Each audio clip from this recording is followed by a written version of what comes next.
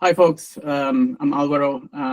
As Arthur mentioned, I'll be talking about chatgpt-shell, an Emacs package that I built. By the way, thank you, Arthur, for inviting me to give this talk. It's great to be here. A little bit about me. I'm Álvaro, as I mentioned. You can find me in all of those links, blog.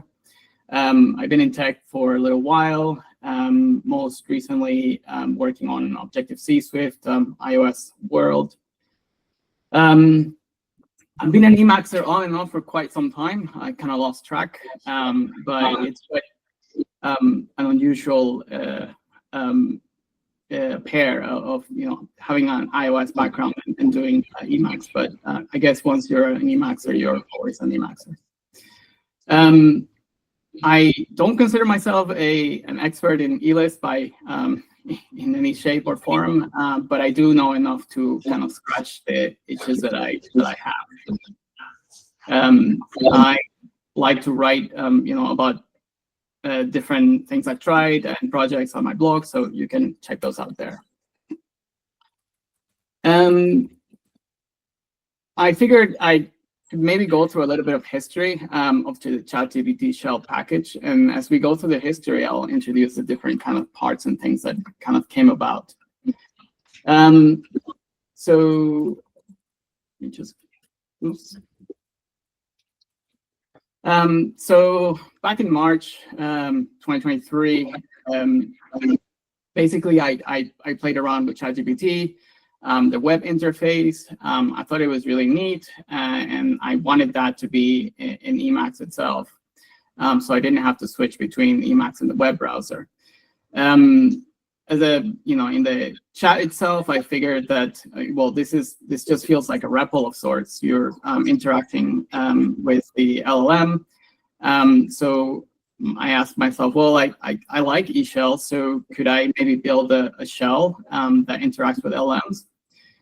I also didn't know anything about Emacs shells, so I looked into ELM, which is the eList REPL, effectively, and kind of poked at it until I kind of got something working. And so I glued the ChatGPT APIs, the web APIs, with a comment buffer or shell, and that's basically the first kind of incarnation of chatgpt-shell itself. And it kind of looks just like you expect it to look like. Actually, this is in a different mode right now. I'm just going to go and just change to the prompt. But the idea is that you just get a shell, just like any other Emacs shell.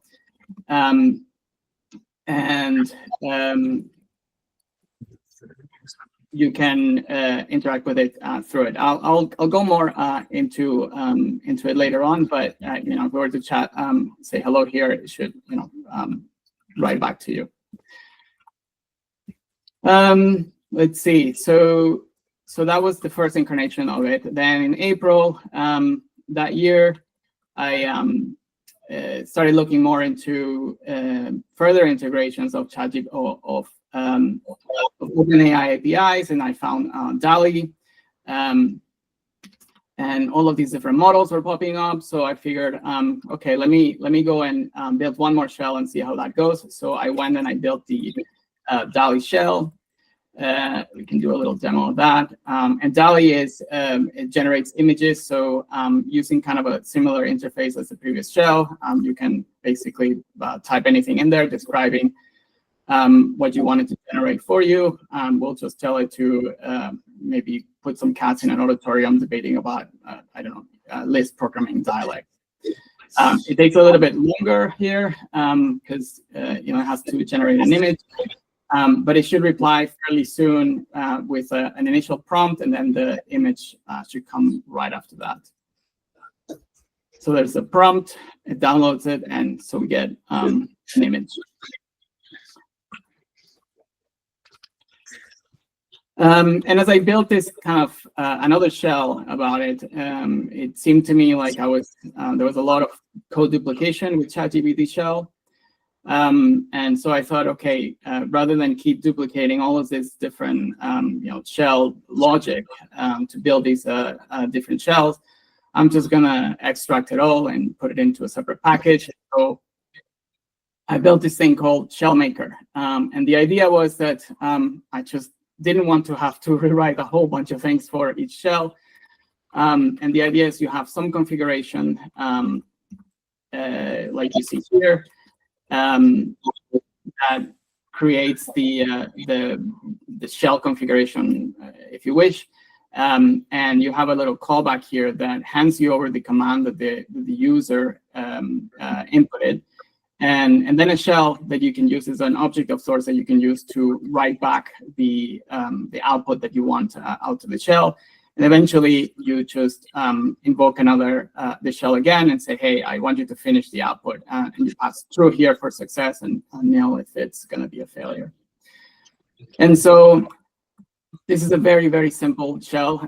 It's just a greeter shell. And let me go execute these. And if we call a greeter here and say BA Lisp, it really should just basically say hello back to whatever you put in there. If we put in here London, it just says like London. But the idea is that you can create shells fairly easily with that. And so being a Lisp meetup, I figured we can maybe look at some of these things. Let's see.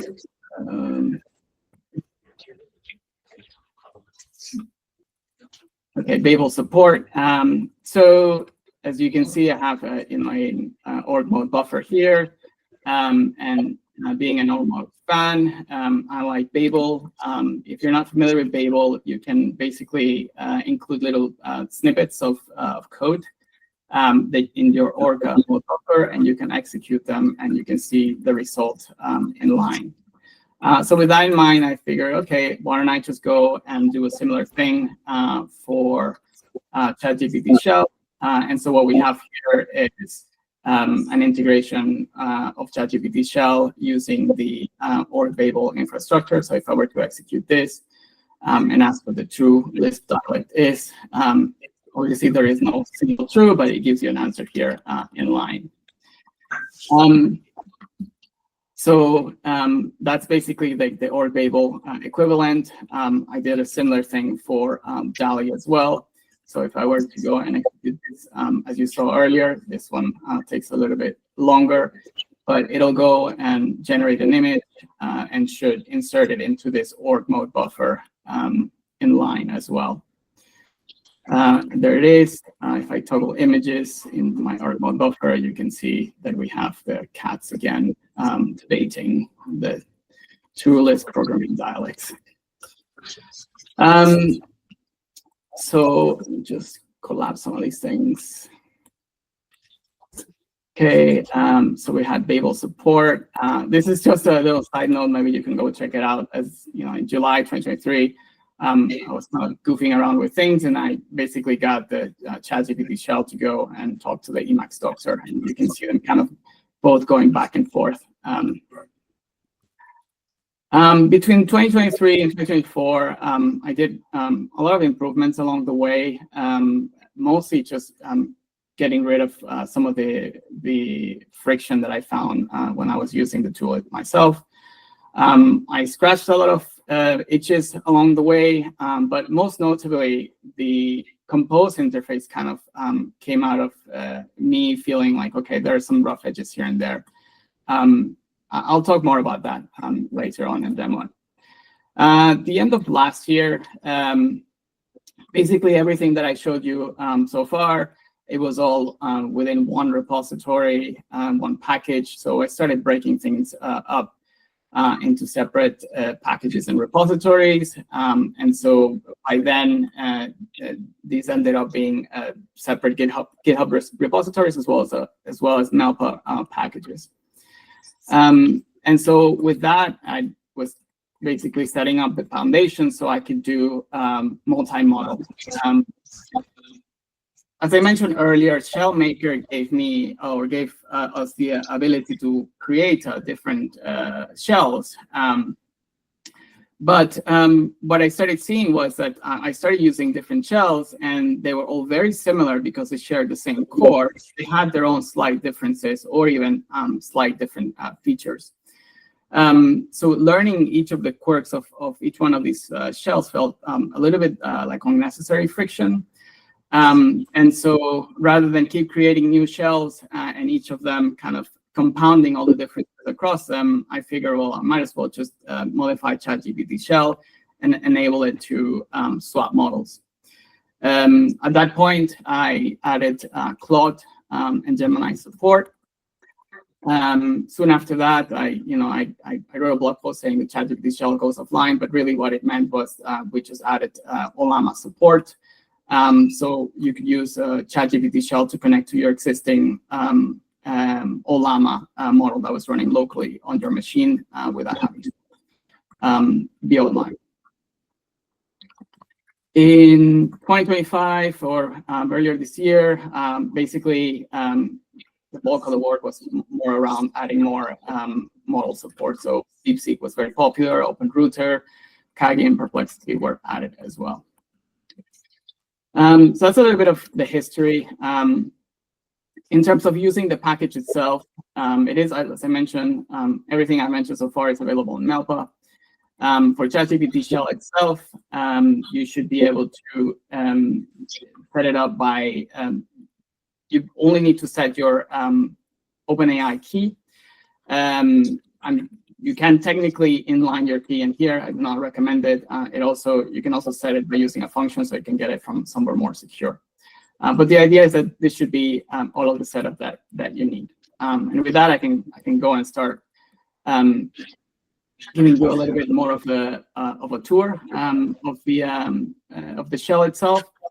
So if we go and go ahead and invoke chatgpt-shell, this is the shell by default, as I showed you earlier. Two commands that are worth kind of mentioning here.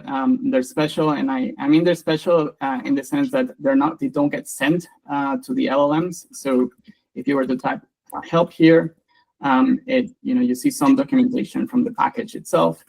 And if you type clear, clears the buffer or the history. This is very useful if you're interacting with your LLMs and you're done with the history or you want to clear it for whatever reason.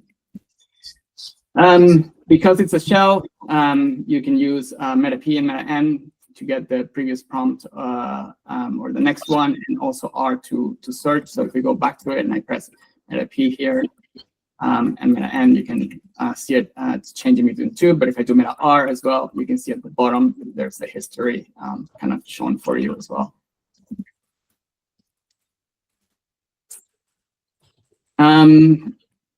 You can open as many shells as you like.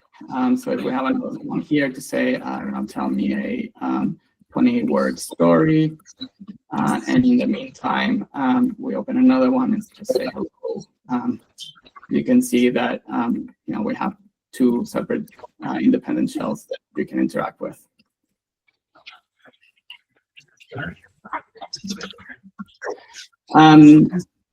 As I mentioned earlier, you can swap models. So if I were to swap here, you get a list of all the different models that are supported. So if we want to go and use, Claude, we can say hello. And now this is basically Claude answering if it's not overloaded. And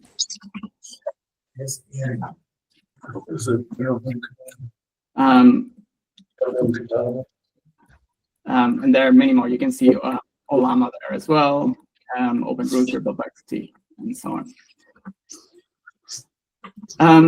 Similarly, you can also swap system prompts. You can see at the prompt itself what the model is. You can see Claude is currently active. And general, it's just a general system prompt.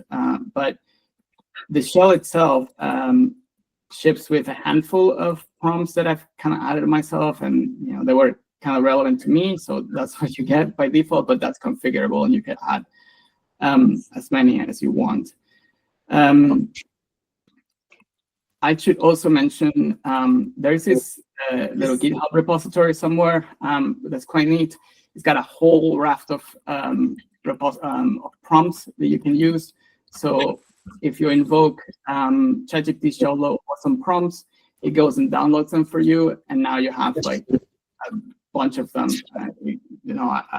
Just randomly, you have an architect guide for programmers, a babysitter, biblical translator, book summarizer, all sorts of things. Or if you want, I think there was an emoji translator. So you can say, I don't know, hello world, probably has some sort of wave. Oh no. Well, I guess not. We can try it maybe with OpenAI. Oops, and I mistyped there. Ah, that's better.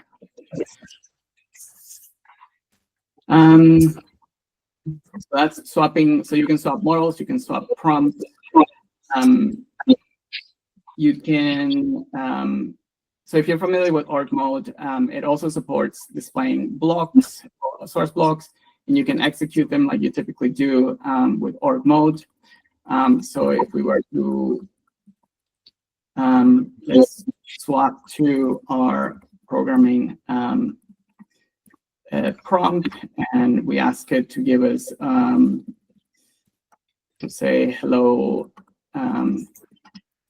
print hello Lisp. Let's say oops, hello world from I don't know.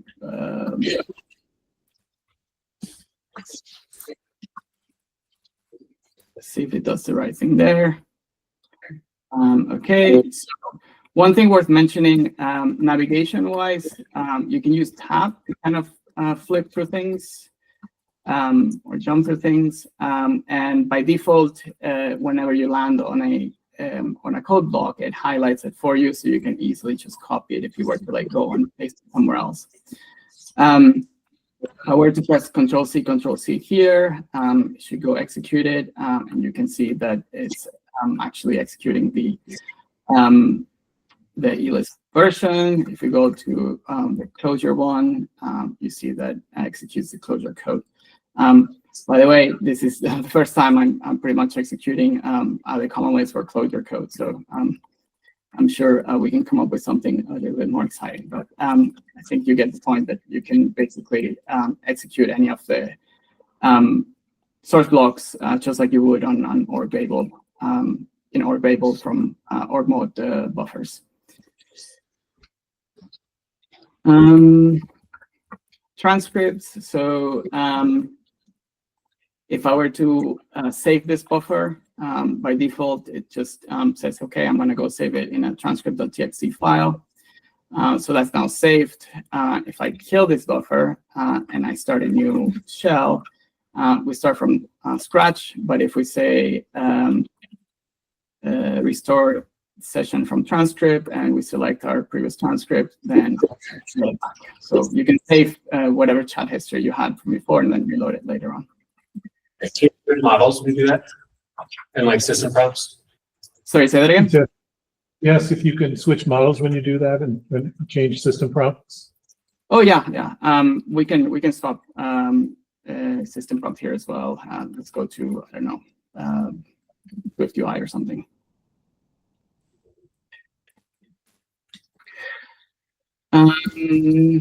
Comment shell, it's really just another buffer.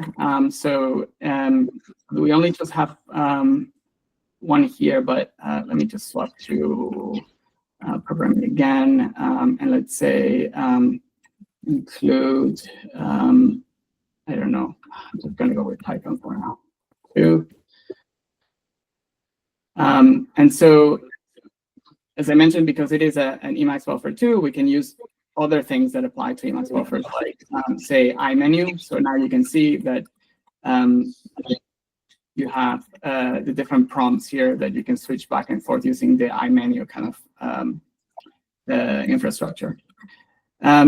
Also, because it's just another buffer, you can, and this is maybe handy for LLMs, sometimes if you mess up, or we call it like poisoning the history or the context, you can just undo.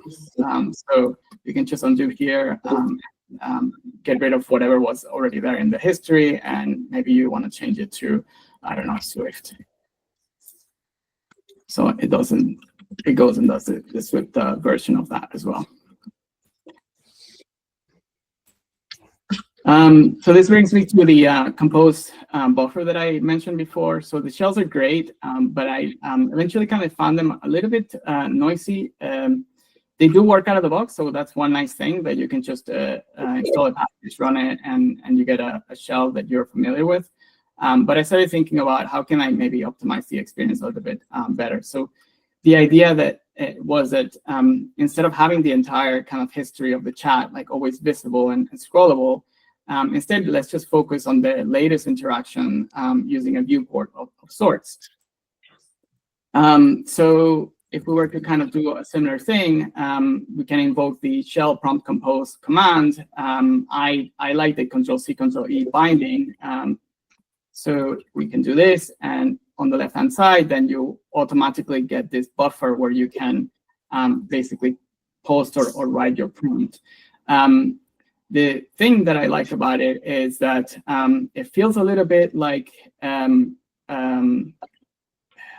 maybe like crafting an email or like a Git commit that you go and type whatever it is that you're going to type, and then you just press Control-C, Control-C, and then it submits it. One thing that I find very, very useful about it is that, previously when we were writing, it was an editable buffer, but as soon as you submit it, it goes into a view-only buffer. And so you now have single character key bindings that are a lot nicer to kind of navigate around the buffer itself. So if I were to press like N and P, it just moves around the buffer. If I press, let's do, so we have eLisp and we have Common Lisp, let's just say closure. So I just press the R to reply. And so I'm now again in this editable mode, and I'm just going to type closure here. I can do Control-C, Control-C to submit, and it kind of already knows the context. At the header of this buffer, you can see it's a 2 out of 2. So you now know that you're building some history behind the interaction here. So if I were to press B, you basically can go to the previous page. So you can switch between these two pages, or even jump across the little smaller items across the different pages. If I were to press O, it goes to the other buffer. But in reality, as I mentioned, this is just a viewport of sorts that goes into, that is pointing to the shell itself. So if I press O here, you're now back into the shell. And for me, this is a good example of how you can see, okay, you have basically everything here, and you can scroll through it. But if you just want to always look at the latest thing, you can just be using the compose buffer. And if you need to maybe look at the previous one, you can kind of go back and forth between them if you need to. But I found myself rarely ever going to previous things unless I really need to. Most of the time, if I get the answer, you just move forward with it. Let's see. So I showed next previews, other buffer reply, retry. So G is a kind of a refresh, a popular binding for like refreshing things in Emacs. So I figure I'd bind it to G. Also mentioned this earlier, but if you look at the top of the buffer, there's a question mark in there. So if I were to press that question mark, you actually get a menu of all of the things that I've been kind of demoing. You can see the NP, X and previous items, moving through the pages, the other buffer, retrying, reply, and so on. By the way, if you're familiar with transient, this is a transient menu. Let's see. Compose more. Sometimes you just want to say, I don't know, request for a list of things. In this case, we'll just go ahead and request a list of films. Oops, this must be, just change this. This should be in, let's just say general. And we're gonna again request a list of films, and we're getting our list of films here. And maybe you want more. And so this I use relatively frequently. If you want more things, you just press M, and it basically just says give me more, but I don't have to type that anymore. So I could keep pressing M, and it'll give you more of the time. And you can now see that you basically now have built 3 pages worth of results. So just a little quality of life, a little shortcut there. And if we, whoops, it's gonna be crazy here. Try that again.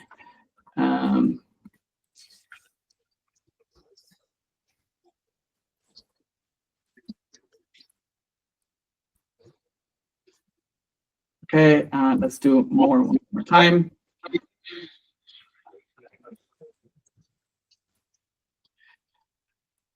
So if I go back and forth, you can see that there's, you can page through all of the results. Let's see, composed Babel.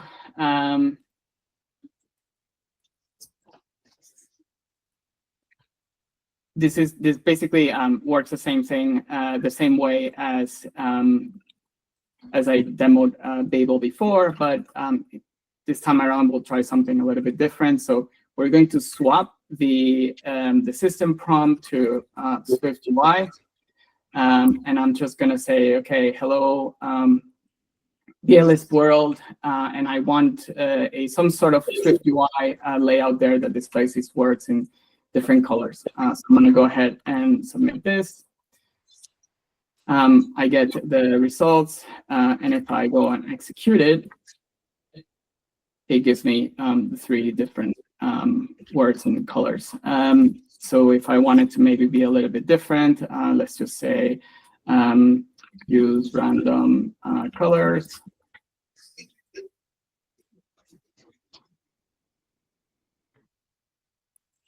We execute that again. It should give us random colors. Maybe we want horizontal layout.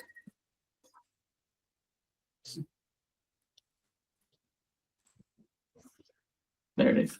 Now, I don't necessarily go and craft anything super complex using this, but sometimes you just want to craft a layout relatively quickly, and so this is kind of useful for that.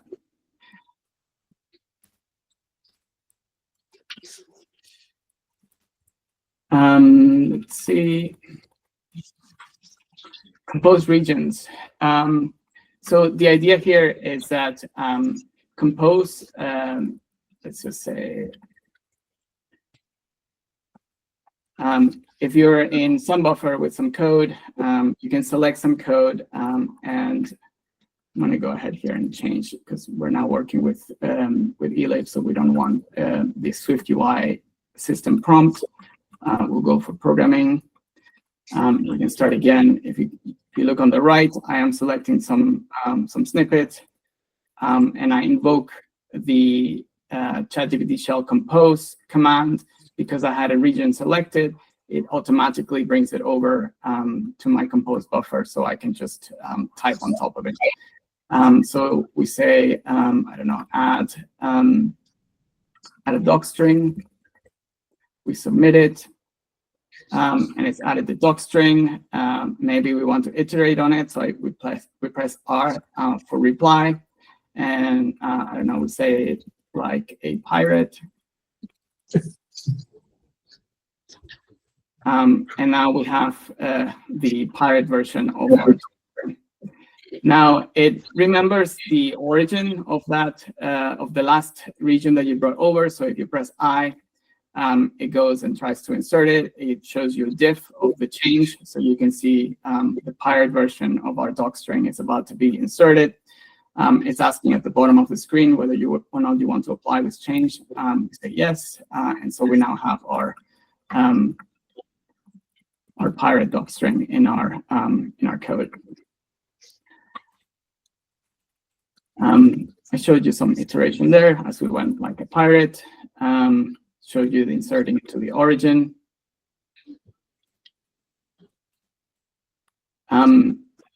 In the compose interface, you can kind of go and see that you go to a separate buffer, but we also have some ways of interacting with things in line. So if we go here, and let's just go into this buffer, and we select it, we can invoke the quick insert, and we can do a similar thing where we say add a doc string. So I'm typing the prompt at the bottom of the screen. I press enter, and it's going to go do a similar thing. But instead of having a separate buffer where you have the chat interaction, it's just doing it in line. Now, maybe you didn't like what it returned, or maybe they had some issue. At the bottom of the screen, you can see it says, hey, you want to apply this change? Yes or no, or alternatively, you might want to iterate. We press I to iterate here, and we can do a similar thing here and say like a pirate. And so you see now that that it has the pirate version of this. It's asking again, do you want to apply it? We can say yes. We can continue iterating if we want. Maybe we're going to say like a knight. Not quite sure what that's going to be. There you go. We have a knight version of it. I guess we're happy with it, so we're just going to accept it. And so we now have our knight version of this doc string. Other inline interactions. Question from the audience. Someone asked, how did you display the Swift UI code with the colored boxes? Yes.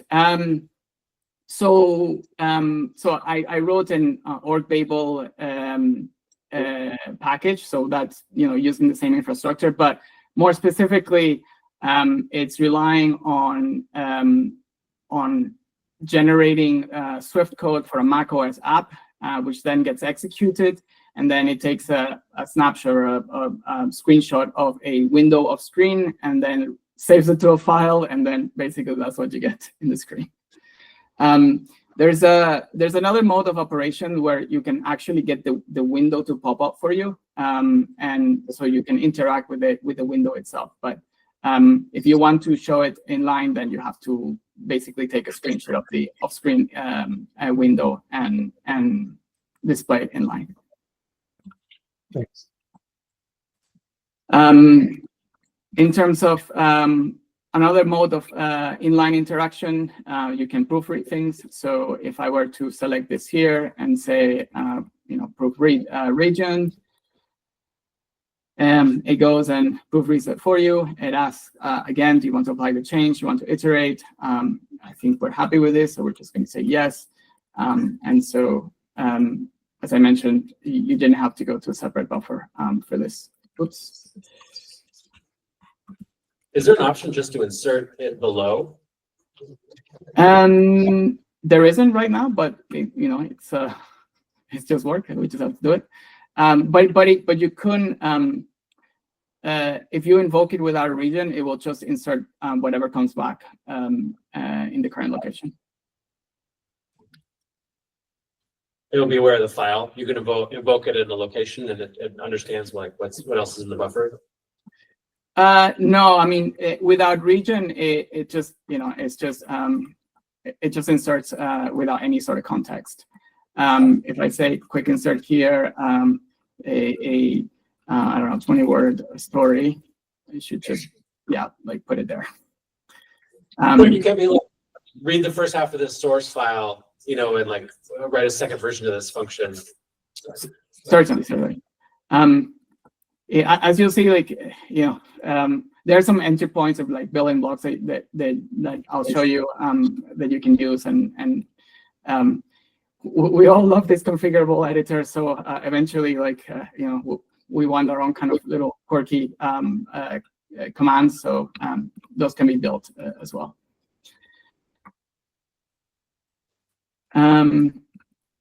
So another one that I added was the ability to describe images. I OpenAI had an API, so I figured, okay, let's add some sort of integration there. There's this command, describe image, that I added.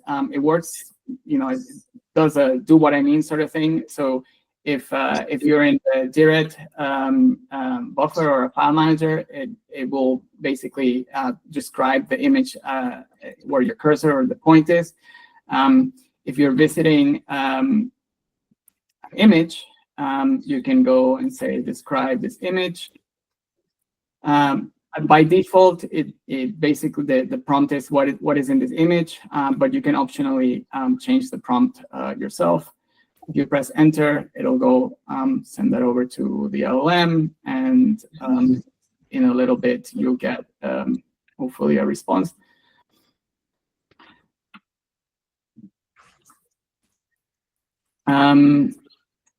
Oh, I should also mention, if we invoke the same command with a prefix in Emacs, it basically toggles this mode where you can now go and your cursor changes, so you can go select any region anywhere in the screen, like not just your Emacs buffer, but you could go and maybe click something on the browser. So you can see at the bottom, it's got the standard prompt there, what's in the image, but maybe we want to ask what is this from? I don't know. And hopefully can deduce that it came from a comic. There it is. It's got the XKCD comic. So I guess it recognized it.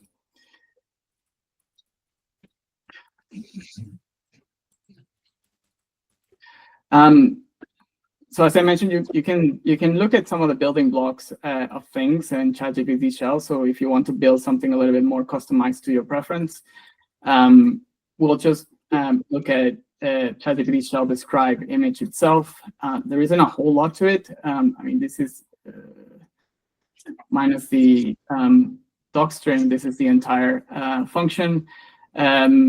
You have a little bit of a helper here that figures out what you want to do or what to operate on, whether the image is from direct, the current buffer, or somewhere else.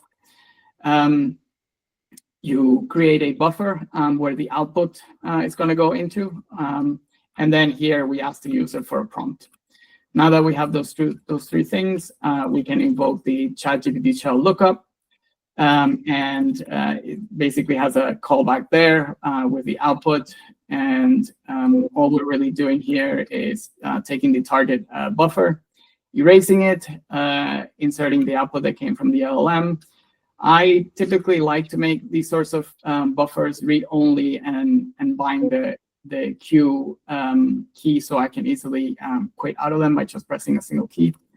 And that's really all there is to this implementation. So as I mentioned, you can look at some of these things yourself if you're interested in getting some more customized behavior. This is one that I just kind of went and scratched the niche. I am very much a beginner learner in Japanese, but I wanted the ability to kind of look things up quickly. Always, you have to be careful with, what you get back and check things. But having said that, this is just a little utility I have, that I can sometimes use. And so it took the two terms that I highlighted and it put them into a table that, of my preference. And I can maybe go into more details of things, but I think at this point, like I said, it's maybe more beneficial for folks to look into the package itself. There's many other functions. If you just type chatgpt-shell, you can go through the list of different things that are available. You kind of explore them, but hopefully this gives you an overall view of kind of what's there and how we use it myself. That's pretty much what I got for you. Any questions? Before we take any questions, I just want to say I use our package all the time. It's basically my bridge to all these different, Gemini, ChatGPT, et cetera, and I found it super, super useful. And every time I talk to him, I learn about another feature that that I didn't know about before, partly because he's adding them, but also because there's just a lot there. So if anyone has any questions, please.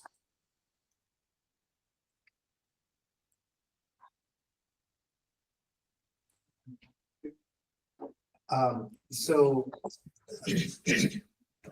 obviously you guys can do a lot of things,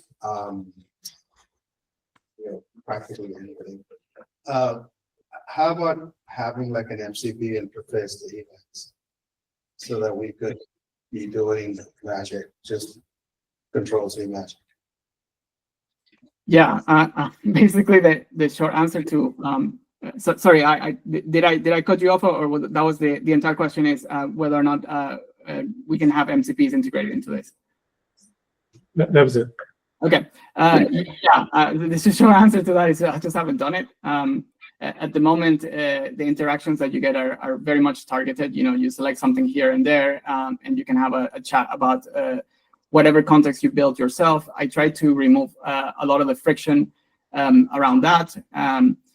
But yeah, eventually I will have some sort of MCP integration in there.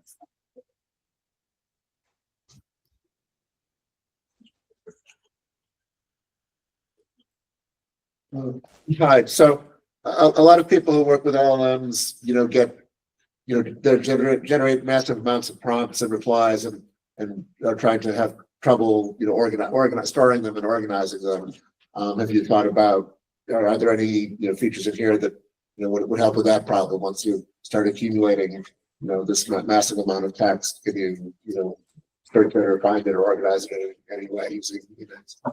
I don't have a great answer to that. I mean, so I have the saving of the transcripts, so you can save the transcripts into files yourself, but ultimately you're kind of then responsible for organizing them in a way that's handy for you. I used to save a lot of prompts and interactions, and I don't know, for whatever reason, it kind of died out a bit. Initially, I was, I'm going to need this later on. I'm going to need that later on, and somehow it kind of died out.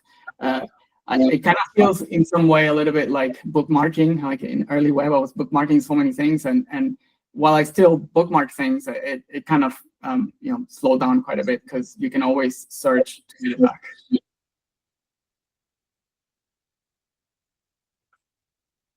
Any other questions? Yes. Is there anything that was like unintuitive or surprising that you learned while working with all these different models that you feel like might be helpful or even just interesting to share? I think in terms of the models, I mean, I was coming at these models with no knowledge of them, and so for starters, it was kind of maybe not something I anticipated, is that for every request that you make, you're basically bundling the entire context with each request. So the APIs are entirely stateless. The early ones anyway. There are some other APIs nowadays that are stateful, but everything that you've seen here are using LLM APIs, which are stateless. So for every request that we make, we send all of the previous requests and responses packaged with it. And as a result of that, if you accumulate far too much of a history, eventually you're going to hit the limit by the LLMs. And so you have to decide what to do with that history. So in the case of chatgpt-shell, I try to estimate the window size or the context size that each different model supports, and based on that, you basically have this kind of moving window, and whatever doesn't fit gets dropped. But hopefully, you have enough context in the later interactions for the history to still make sense. Having said that, I think often we see that the longer the history becomes, sometimes the quality of the output is not as great. So anyway, Long story short, probably something I did not anticipate was having to move the window of the history and kind of manage that myself. Initially, I had a setting for how big of a window you want it to be, and I realized that I didn't really have a good answer as a user, like, well, what should it be? And in the end, I tried to make an educated approximation of what that size should be based on the size of the supported context by each of the different models. Cool.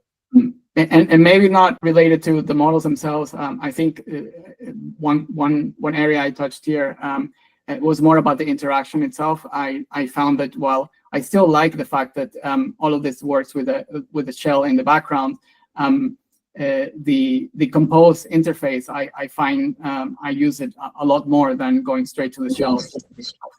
And that was not something that I anticipated when I first started working on this. All right. Well, thank our speaker again.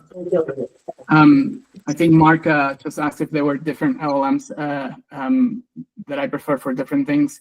I mostly switch between, I would say, Claude, OpenAI's ChatGPT, and Gemini. Sometimes I have to choose one over the other because sometimes I won't mention which one, but sometimes they just time out. And sometimes I, for whatever reason, the task that I was working on, I wasn't getting a great response from one, so I would go to another, and that it made more sense, and so I just go with the one that gives me a useful answer first. I haven't quite established which one that typically is. I just kind of cycle if the one that I'm currently using doesn't give me something useful. All right. Thanks again, Álvaro. Thank you, folks.